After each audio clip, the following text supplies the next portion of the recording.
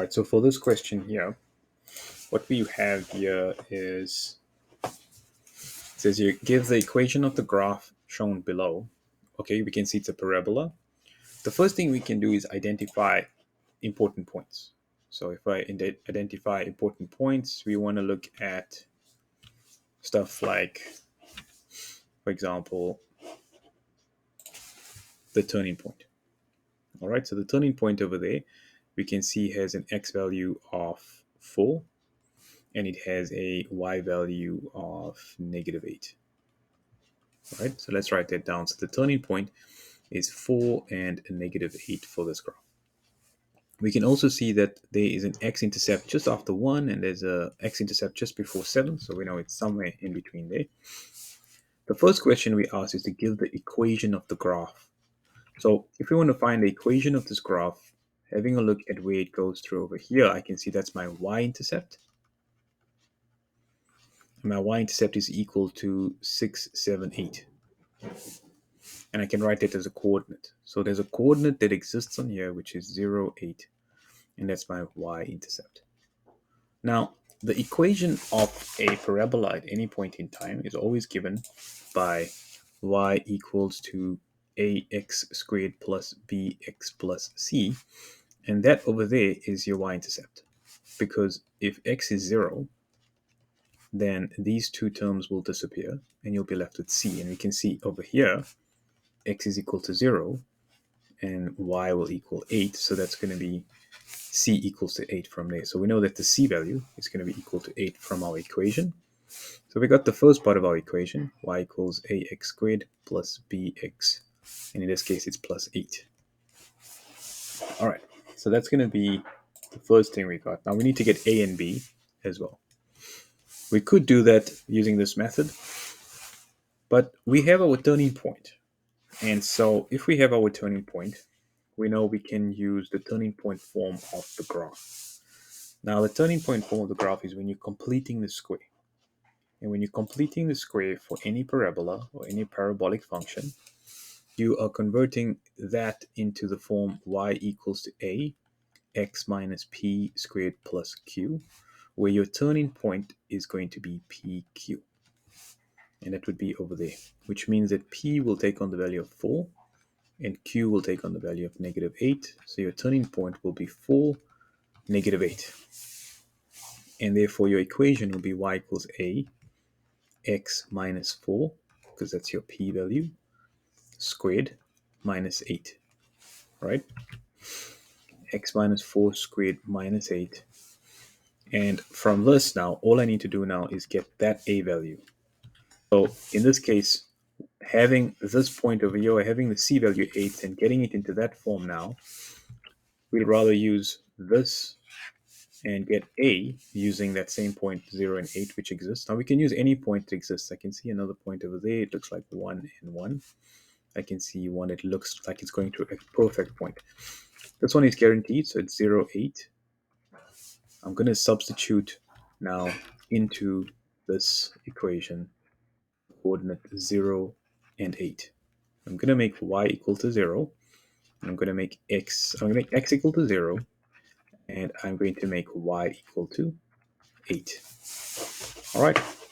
So on the right-hand side here, continuing.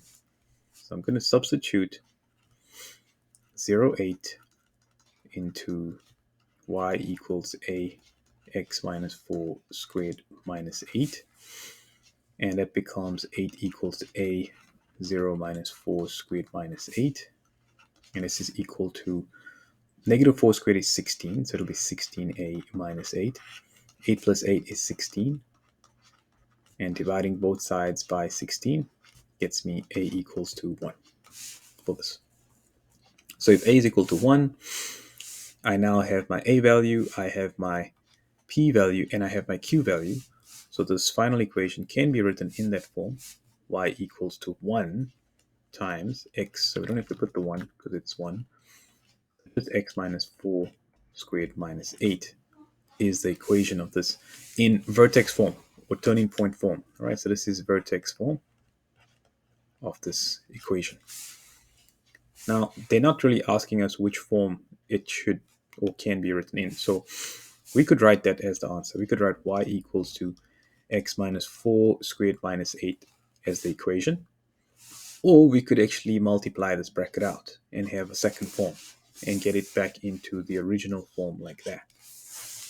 So that would mean an extra step where we would multiply x minus 4 times by itself. So we're multiplying that by itself. So y equals to x minus 4 times x minus 4 minus 8. That means y equals to x squared minus 4x is minus 8x plus 16 minus 8 gets me y equals to x squared minus 8x plus 8. And now I've got it in that form, and I can see a is equal to 1, b is equal to negative 8, and c is equal to 8. A equals 1, b equals negative 8, and c equals to 8 from this equation in that form, and I can write that as a second possibility, but they're not really specifying that in this question. There's no specific, it doesn't say give the equation of the graph in the form of y equals to ax squared plus bx plus c, because it could say that. That means you had to do that step. But most likely in this case, they probably just want you to give that step there, and it's all done. All right. So question 2a now, the second part, it says describe in words how the position and shape of the graph of that compares to the one that we have. So in this graph here, what we notice is we have a positive 8 versus our graph, which was up negative 4. So if I extract the vertex from here, which is also known as turning point, I always take the opposite sign of this, which is negative 8, and the same sign of the 16, which is going to be my y value, positive 16. You can see it over here. This is 4. It becomes minus 4 in the bracket, and the y value stays the same on the outside of the bracket. So in vertex form, we can see that that would be my turning point. So it would be negative 8 and 16, which means that x would be going all the way down till negative 8, which is like on this side somewhere, and 16 would be like up there somewhere. All right, that's what this graph would be. And this graph is also got an a value, which is positive, which means it will be smiley, just like ours, which is 1, and therefore it's also a smiley face with a minimum, and that's that. But it's gonna, this graph over here would actually exist somewhere over here, where it's at negative 8 and 16 as the turning point, because that's your x value, that's your y value. So describe in words how the position and shape of the graph of this compares to the graph. Give at least 2 supporting statements. The first thing we can state is that the vertex has moved from 4, negative 8 to negative 8, 16. And the second thing we can also state is that the a value has changed as well. All right, so what does the a value do to the graph, and how would you describe that? So the vertex is moved. We can see that there is a translation, if you can say translation of the graph going left, right? Left 12 units, and going up from negative 8 goes all the way up to 16, so that's up 24 units. That's a possible answer, right? Supporting statements.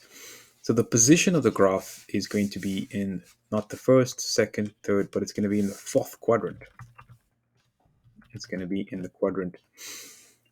Sometimes we call this quadrant 1, quadrant 2. Oh, this could be quadrant 2, quadrant 3, and quadrant 4. So it's in the second quadrant of the Cartesian plane.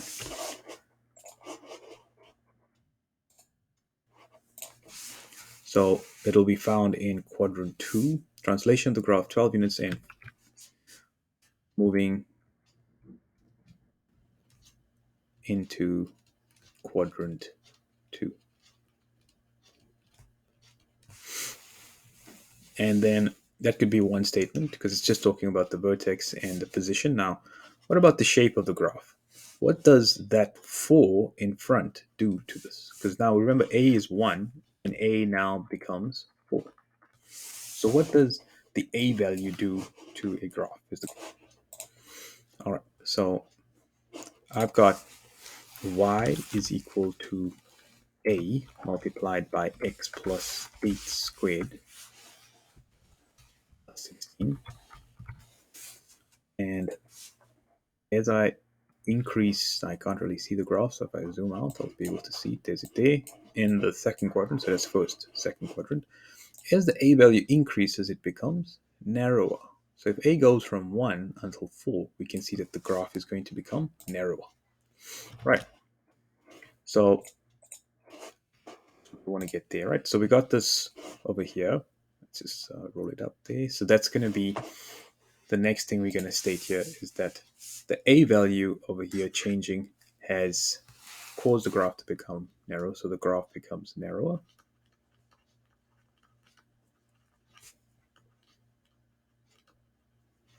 As a increases to 4.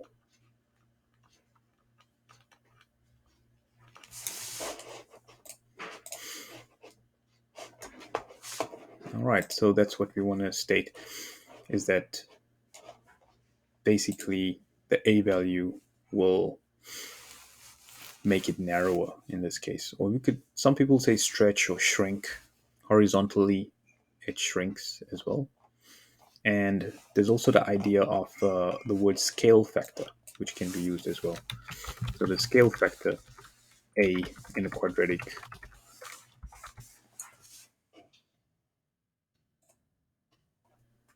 it's basically, in this case here, if a is equal to 4, we're saying that the parabola is scaled vertically by a factor of 4. So if a is equal to 4, it is scaled vertically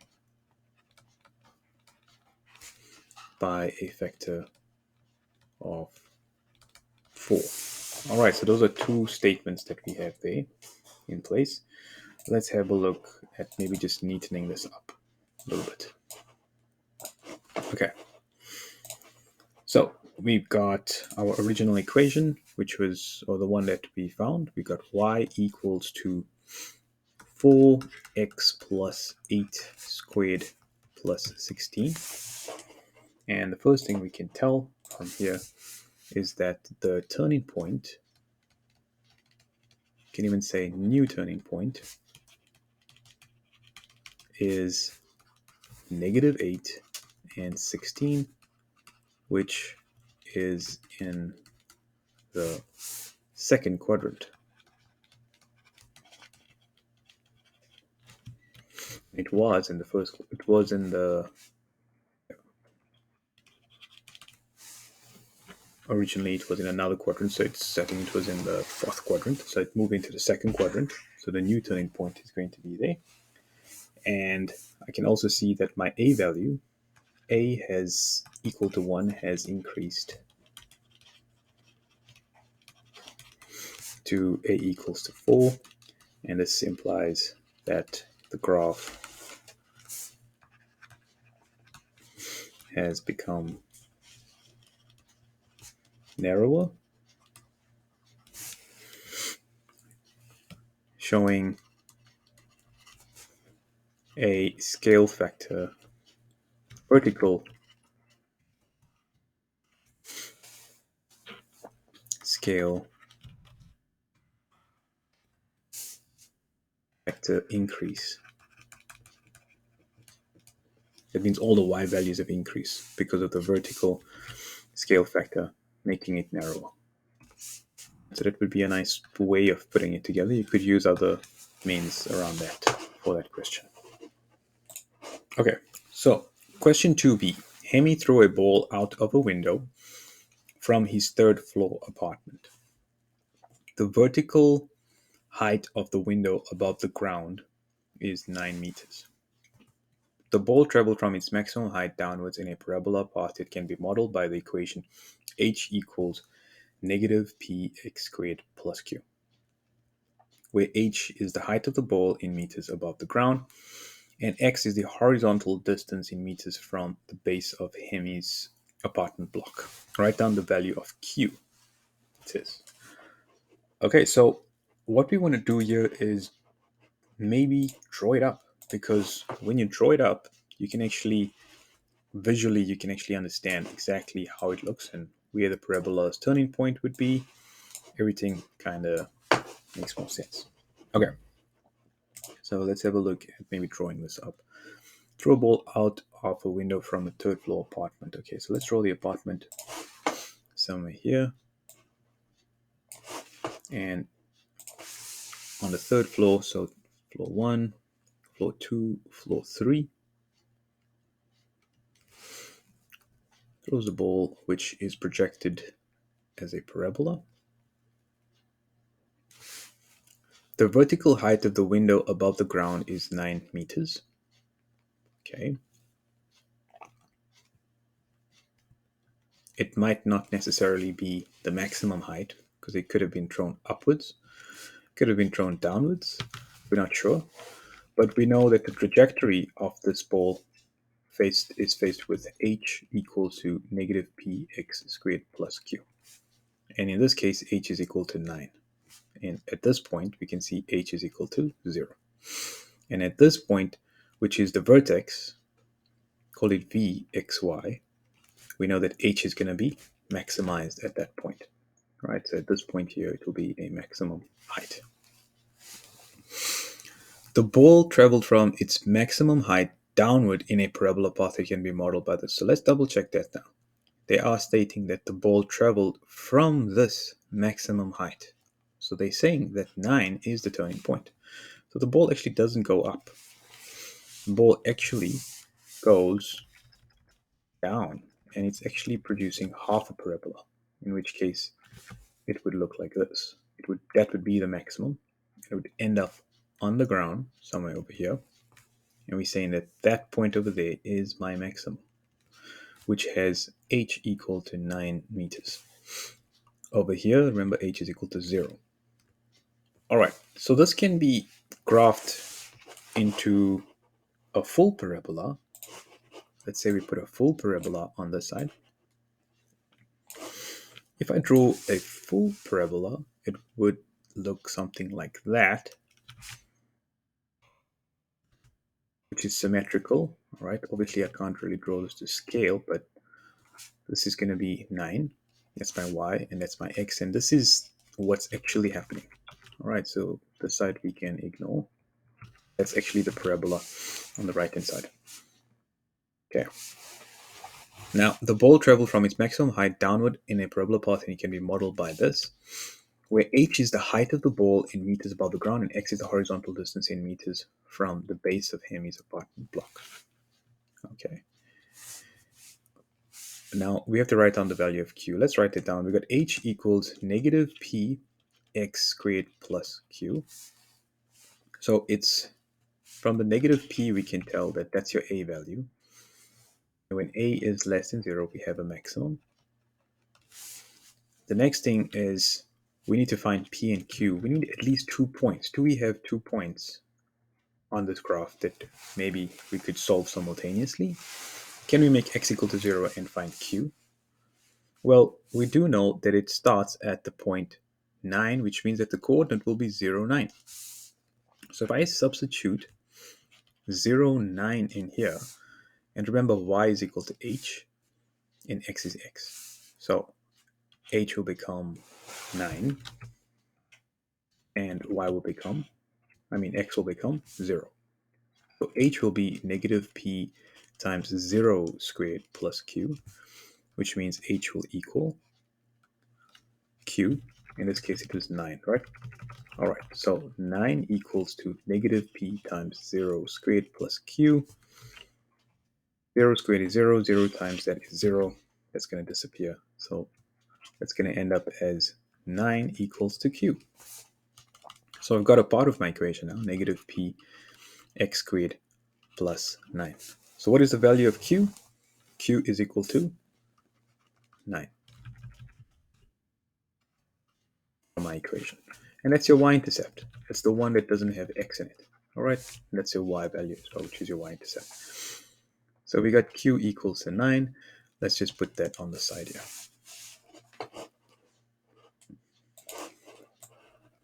All right, let's move on to the next part for this equation. Got q equals to 9.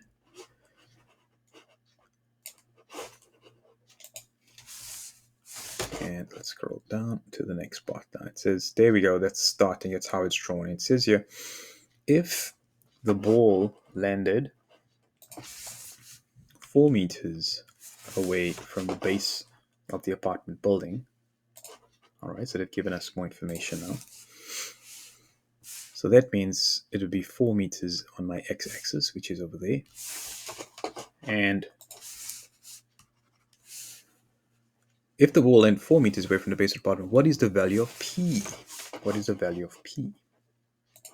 Let's go back and see what the equation looked like. So the equation that we were given was h equals negative p x squared. All right, I'm just going to write part 1 again over here.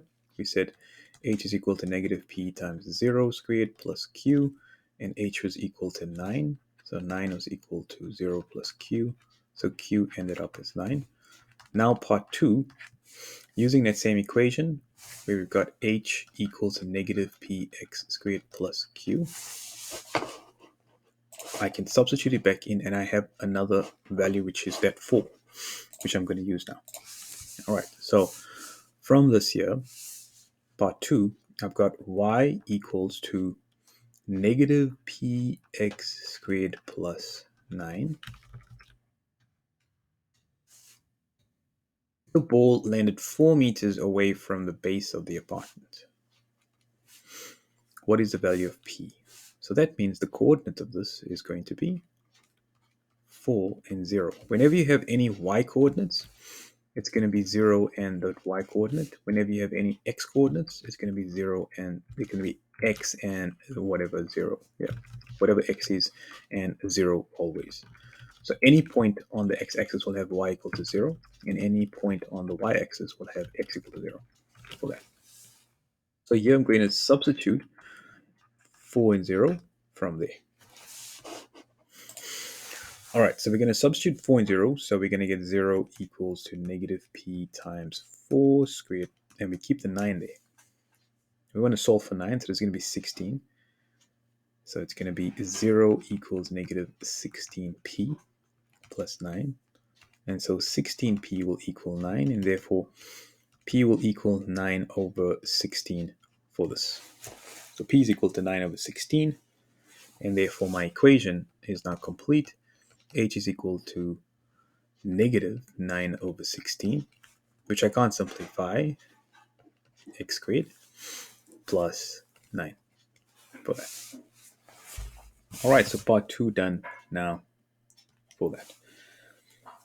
Hemi then threw a second ball upwards from the same window 9 meters above the ground, also in a parabola path, but the ball reached its maximum height when it was a horizontal distance of 0.5 meters. And from the base apartment block, which means that, so from here, it says here the ball landed on the ground. So let's read this carefully. So second ball, also 9 meters away, but it reaches at its maximum at, that's 1, 2, 3. It's 0.5, which is halfway over there. So it's going to reach its maximum at on this point over here at some point for this graph. So this one goes up before it goes down again. All right. Where does it land is the question. It says the ball lands 6 meters away from the base, so which is over there. So this is going to hit a maximum at 0.5 meters. We don't know what the y value is, but it's going to do something like that. So it's going to go, even if it's slightly maximized, it's going to then go downwards like that. So the next graph would look something like that and end up at 6. That and maybe that. Right. So that's going to be my turning point, my vertex. My vertex is going to be x 0.5 because that's my x value there. 0.5. But I don't know what my y value is. And I also know that this is 6. And I know this coordinate is going to be 6 and 0. So I've got two coordinates. I've also know that it starts from the point 0, 9 as well. So those are the 3 points that lie on this part here. So for part 3, we've got 3 points. We've got 0, 9, where it starts. We've got the vertex, which is a half and y, or 0.5 and y. Let's use 0.5. And we've got the x-intercept, which is 6 and 0. And this is a lot of information which we can then substitute like we did and get another equation if we need it. So it says here, find the equation that models the path of the ball until it landed to the ground. Let's go to the foundation equation of this, which is y is equal to negative px squared plus q. If I put 0 and 9 in there, then so if I substitute 0 and 9 in here, then I'm going to get 9 equals to negative p times 0 squared plus q. And so q is going to equal 9. So I know what q is. Q is 9. So now that I got that, I can go to the next part. So y equals to negative p x squared plus 9. And I'm going to substitute the next point in there, which is 6 and 0. All right. If I put 6 and 0 in there, then I can make x equal to 6 and y equal to 0. And we'll just see why this will or will not work. So this is going to be substituting 6 and 0 in here, which means y is 0 and x is 6. So this becomes 36, which is negative 36 p. And if I move it across, it becomes 36p equals to 9. If I divide it by 9 divided by 36 is going to be p equals to 9 over 36, which is going to be 1/4. All right, so that's a quarter. So p is equal to a quarter. But remember, this point over here has to exist in there as well. And this is the vertex. And what does it mean if you have a vertex at that point? It means that you're going to have some kind of y value, which is going to be affecting this whole equation as well. So this equation does not have enough information in it. So we have to provide more information on it. I'm going to take out this space over here. And on the top left-hand side, we're going to have that equation which I got y equals to, we found p to be a quarter. And let's check if this is the equation. And it's negative and it's plus 9. So if I put the point 0.5 in there, right, then firstly, looking at this equation, I can see that if it was in turning point form, I can see that this value is 0. This value is a negative quarter, and that value is 9. So if that's the case, that's my turning point, which is 0, 9, then that's false.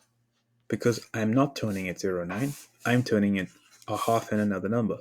My turning point is supposed to be 0.5 and another number, which means that all of this calculation is not the way to go.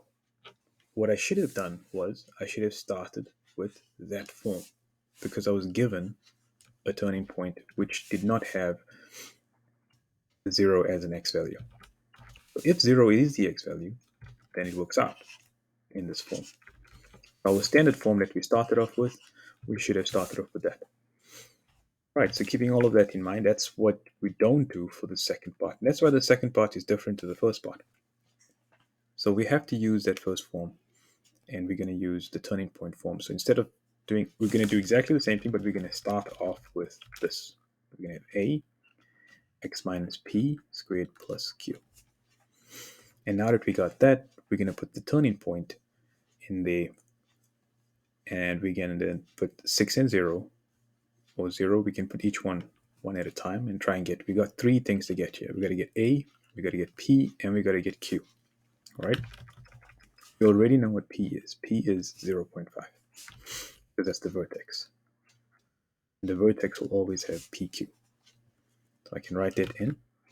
I put substitute vertex 0.5 and y. That'll become y equals to a x minus 0.5 squared plus q. Now that I have it in this form and I've substituted that in, I can now substitute x equal to 0, y equals to 9. So I'm going to substitute x equal to 0, y equals to 9.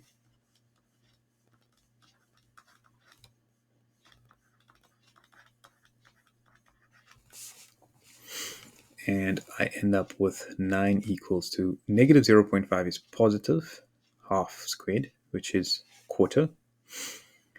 So this is going to be 9 is equal to a over 4 plus q, or we could say 0.25 a plus q. I'm going to call this equation number 1. All right, so from there, we substitute that in. We're going to do the same thing, and we're going to substitute 6 and 0 in. So 0 goes in there, and that's going to be my y value, which is equal to a. X is going to be 6 minus 0.5 all squared plus q. 6 minus 0.5 is 5.5, because that's my x value. My y value is 0. And so now I'm going to put this on the calculator. 6 minus 0.5 is 5.5. I need to square it. It comes to 30.25. So 0 equals to 30.25a plus q. All right, now I've got two equations with two unknowns. I have to deal with simultaneous equations. Okay, so simultaneous equations. So the next part, so equation number 1. Let's write it over here. 9 equals to 0.25a plus q, equation 1. And then 0 equals to 30.25a plus q, equation number 2. Using the process of elimination, if I eliminate these two, I am going to get the following. So if I eliminate these two, q will disappear if I subtract it, right? So if I subtract the top equation and the bottom one, so going downwards, q minus q is 0, so it disappears.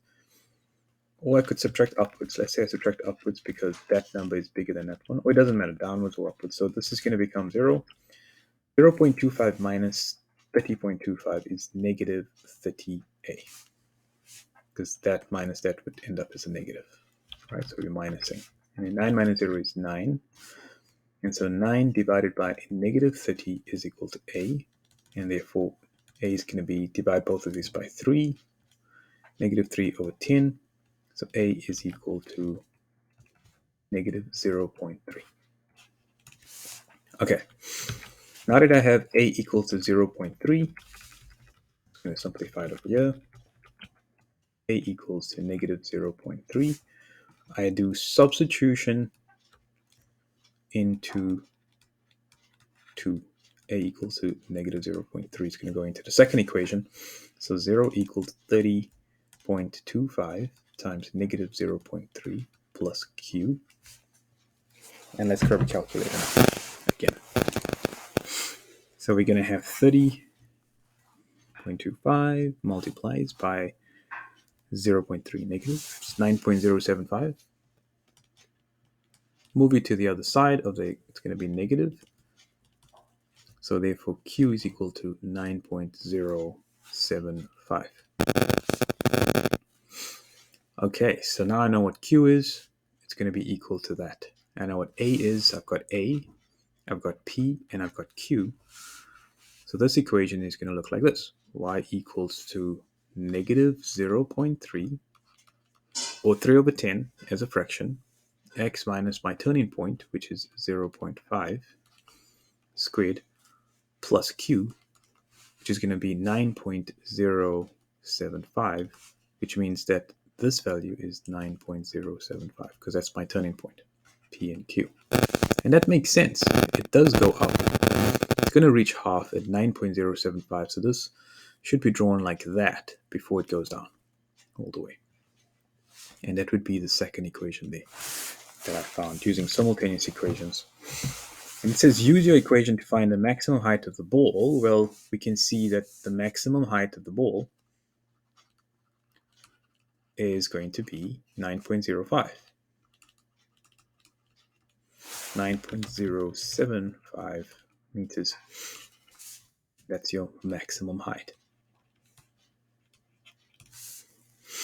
Justify your answer with full, clear working. All right, so this is all over the place. We obviously have to reorganize this and make it look nice. Starting from question 1, we worked down here. Then question 3, we worked down here, but then we jumped across there, and then we went back there. All right, so keeping all of those spaces in mind there. So when you're looking at the vertex form of a quadratic,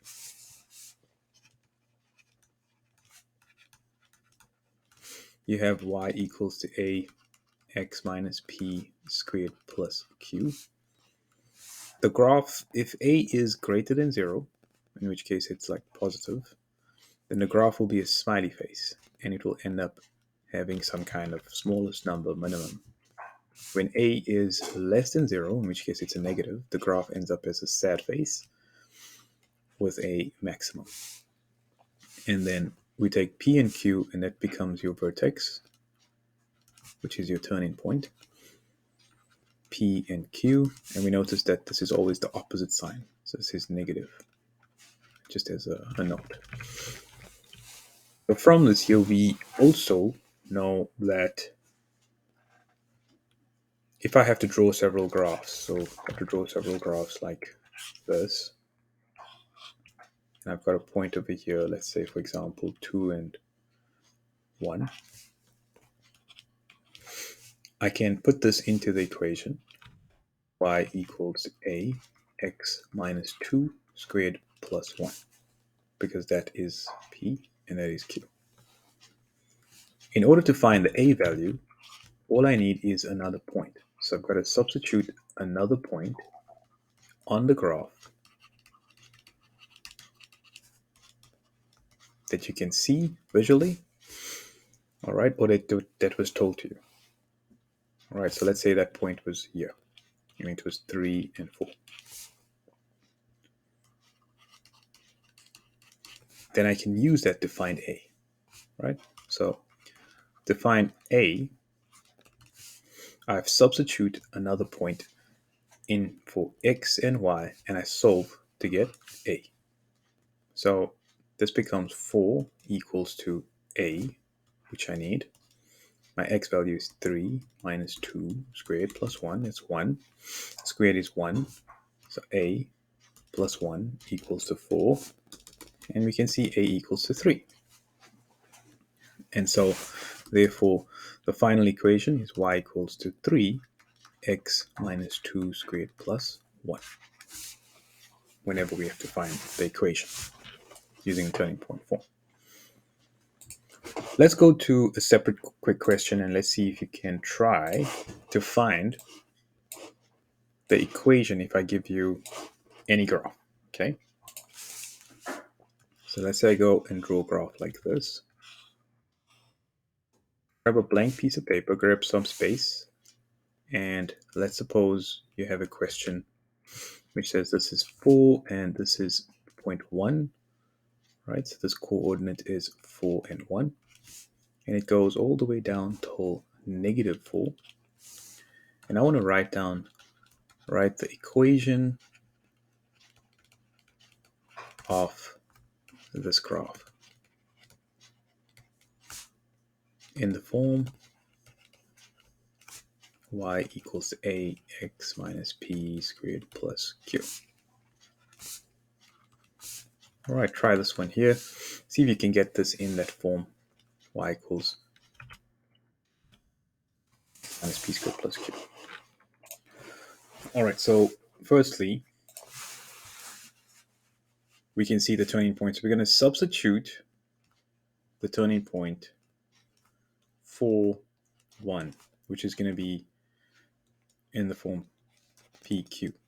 So that's going to be P, and that's going to be Q. So we're going to get y equals a x minus 4 squared plus 1. And we've got two of the parameters that we need already. So all we have to do is find a. So to find a, we substitute another point. And that point is given here, but it isn't given as a coordinate. So we have to remember that x is equal to 0 whenever we have a y-intercept. Right? So y equals to negative 4. So we're going to substitute that in there. We will get negative 4 equals to a 0 minus 4 squared plus 1. And so negative 4 equals to negative 4 squared is 16. So 16a plus 1. That becomes negative 4 minus 1 equals 16a, which is minus 5. And we divide both sides by 16. And so therefore we get a equals to negative 5 over 16. All right, let's make sure we got x is 0 and y is negative 4 and not the other way around. So yep, that's x is 0 and y is negative 4. That looks good. So from here, 0 minus 4 is going to become a minus. Minus times a minus is a plus. That's plus 16 because it's squared. 1 becomes minus, minus 1 minus 4 minus 5. So we end up with the fraction negative 5 over 16, which is possible. And so therefore, that takes us to our final step now, which is just putting the whole thing together. And we're saying that the equation, so the final answer is going to be y is equal to negative 5 over 16 x minus p squared plus q. And that would be my equation in that form.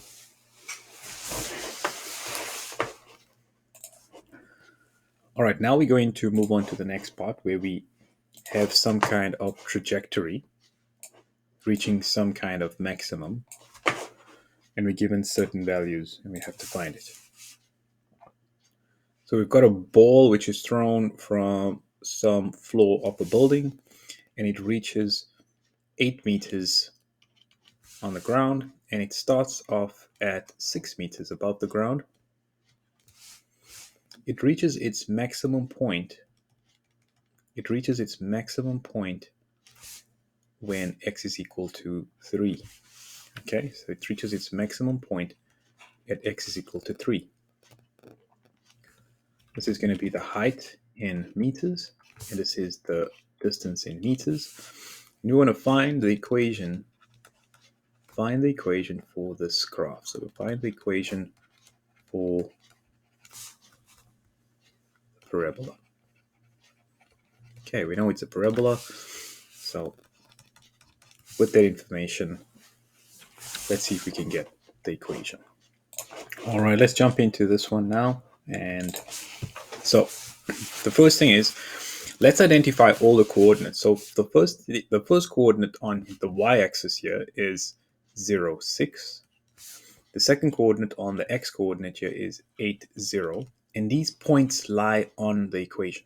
These points lie, any point that lies on the equation is quite valuable in finding the equation. And this maximum point, which is the turning point, the vertex, which is going to be x equals to 3, but we don't know what the y value is, right? So if we want to find the equation, we're going to write down the standard form, a x minus p squared plus q. Because it has a turning point, we know that the turning point is where p and q lies. So therefore, the turning point is going to have 3 and some y value. So let's substitute that one first in. And we're going to substitute it into the equation. It's going to get us y equals to a x minus 3 squared plus q. Now the next thing we're going to do is substitute one of the other points in. So let's substitute 0 and 6, which is the y-intercept. And then we will get y, which is going to be 6, x is equal to 0. So 6 equals a 0 minus 3 squared plus q. So it becomes 6 equals a multiplied by 9 plus q, and that's 9a plus q. Let's call this one equation A, let's just say, because I'm using 1 and 2 over here, right? The next thing is part 3. And part 3, we're going to substitute 8 and 0 in for x and y. And where are we going to substitute it in? We're going to substitute it back into that equation there. All right, so that's going to get me 0 equals a. 8 minus 3 squared plus q. So 0 equals 8 minus 3 is 5. 5 squared is 25. So it'll become 25a plus q. Let's call that equation B. So now we've got our two equations in terms of a and q. We can solve these simultaneously, and we can use the process of elimination. So we'll write the one equation below the other. So I'm going to write it over here. We got 6 equals to 9a plus q. 0 equals to 25a plus q. And so if I subtract the equations, I will end up with 6, negative 16a, and q will cancel out, because 9 minus 25 will be 16. So 6 divided by 16 by negative 16 is going to equal a. You can simplify that to get a equals to 3 over negative 8. And for that would be that there, right? All right, so from here, I now have my a value, which is a fraction. Don't be afraid of the fraction. I'm going to substitute that fraction back into any one of the two equations to find the remaining part. Okay, so I'm going to substitute